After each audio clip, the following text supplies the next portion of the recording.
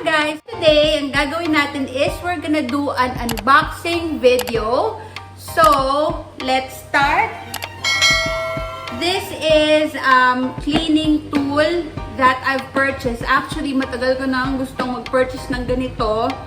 Pero, super expensive yung mga lumalabas na cleaning tool na ganito. Pero, yung brightbrands.ph here, recently, they launched this cleaning tool na very familiar sa inyong lahat kasi trending siya ngayon. Okay? So, this is the robot vacuum. Here. So, ayan siya. So, when I purchased this, nakalagay siya dito sa eco bag ng Bright Brands. And then, ito yung box niya. Ayan. So, we're gonna unbox this one. Actually, last week ko pa ito nakuha. And, hindi ko pa siya natatry. So, ayan, nakaseal pa siya. And, we're gonna unbox this one. And, we're gonna try it kung talagang effective siya.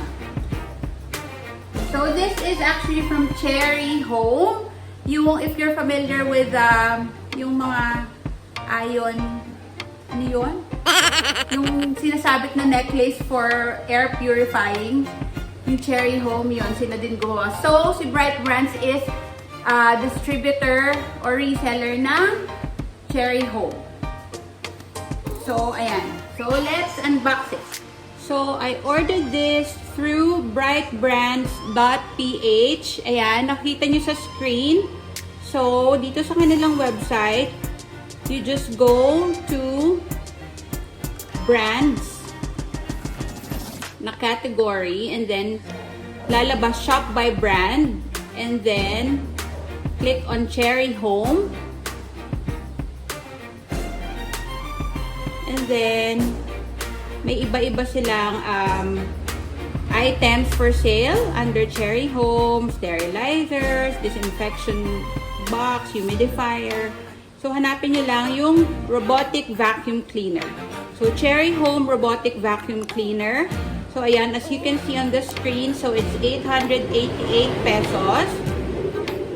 And according to the website, it says, Cherry Home Robotic Vacuum Cleaner is low noise and it has intelligent sweeping. Robotic vacuum cleaner was made by intelligent technology, slim design, high capacity vacuum cleaning. It is easy to use. Just press the button and it will last for 60 to 90 minutes. So, robot specification, anti-collision feature, removes dust, slim, lightweight design, multiple cleaning, and lasting life. So, ayan, makikita nyo rin yung kanyang working voltage, machine power, box capacity, noise, ayan. So, dito sa kanilang website, right? So, it's currently out of stock, it says here.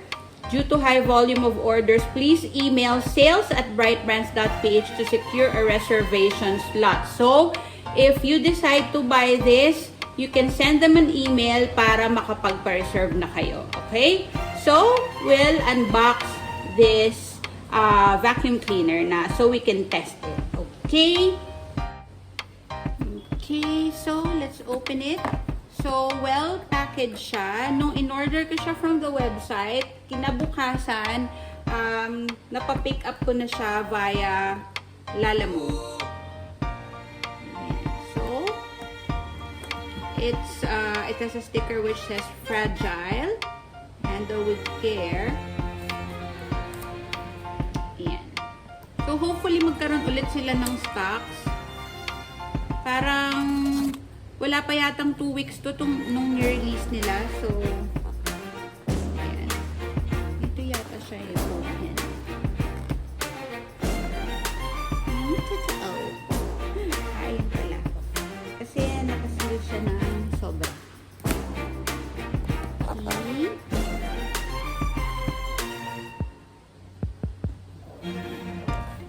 Kasi yung mga ganitong robotic vacuum cleaner, nauso siya from, I think, Xiaomi. And medyo pricey yung sa Xiaomi. sobrang matagal ko pinag-isipan until, ayun na nga, lumabas tong Bright Brands. And since trusted ko naman yung Bright Brands dahil dun nga ako bumibili ng mga pang-bento boxes ni Zion. So, I decided to get this. So, ayan siya, yung box niya. And then, let's open it. Ayan. So, it comes with a manual.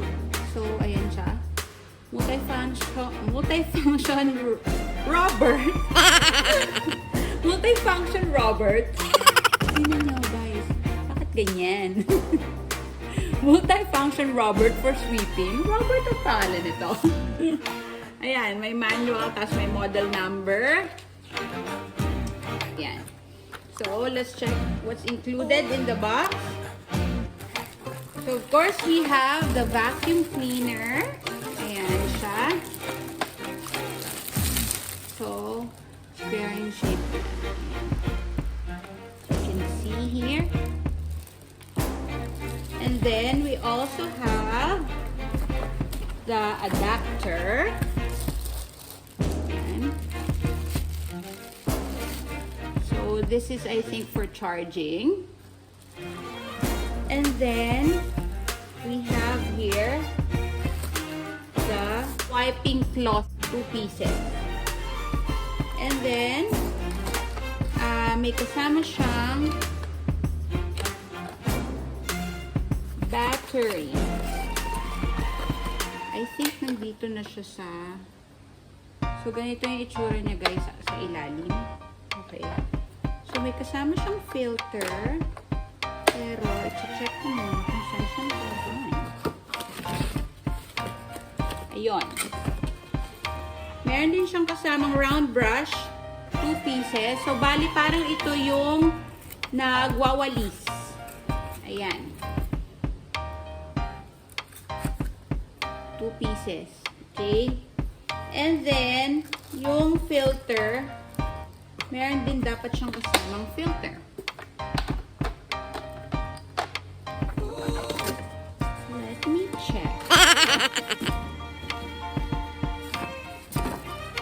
So, wala nang laman yung box. So, hanapin natin yung filter kung ano nakalagay. Okay. So, ayan siya. Again.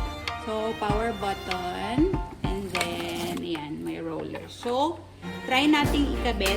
So, na-discover ko na pala saan nakalagay yung filter niya. So, let's check kung anong itsura ng ating robot vacuum. I'll show you. So, ito yung power button niya.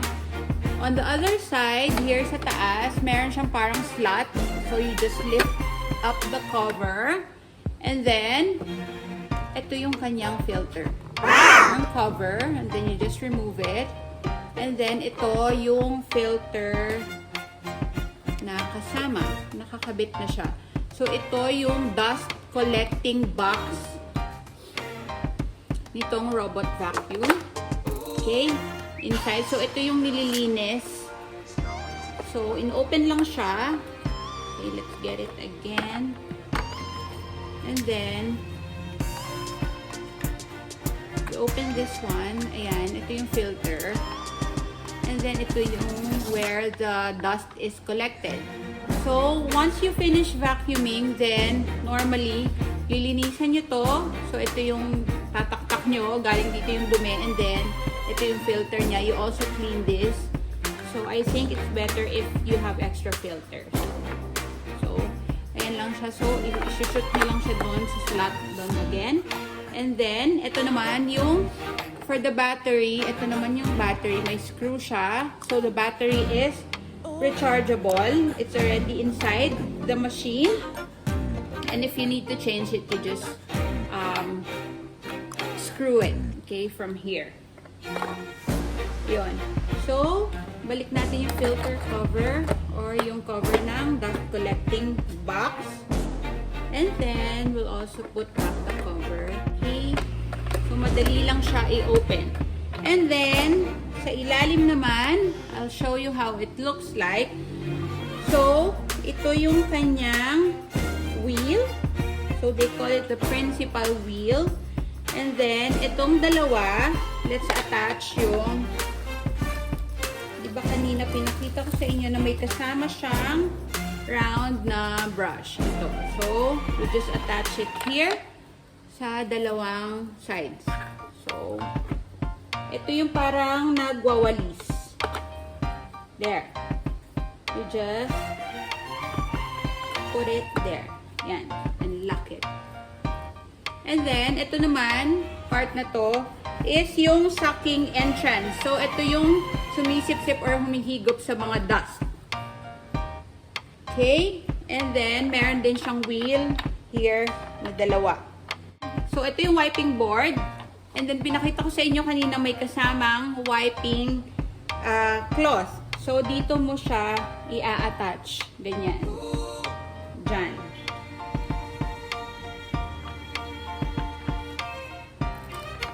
Yan, ganyan siya.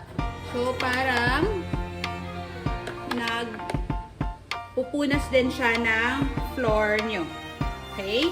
So, ganyan yung itsura niya sa likod. Right? So, we'll test the robot vacuum kung talagang maging effective siya sa paglinis at hindi na tayo kailangan magwalis. Okay? So, trinay ko siya i-turn on, pero I think it needs charging. So, yung kasama niyang adapter, we'll just put it here, dito sa side. Ayan, may slot siya. So, you just need to charge it. And then, ito, ipa-plug lang. I plugged it, and then, nag-charge na siya. So, ganito yung itsura niya when it's charging. So, according to the manual, you need to charge it continuously for 6 to 8 hours. And then, after that, you can use it na. So, meron ding mga yung LED functions sa light. Pag operating siya, the LED keeps blue. So, it's just steady blue. And then, if it's operating and the battery is nearly out, nag-blink siya, pero color blue siya. Okay? And then, when it's charging, ganito siya. Nagbe-blink siya na red. And then, when the battery is full, red naman siya na steady. So, we need to wait until this is red na steady. And then, we'll use it. And, ayun. So, we can test it later. Okay?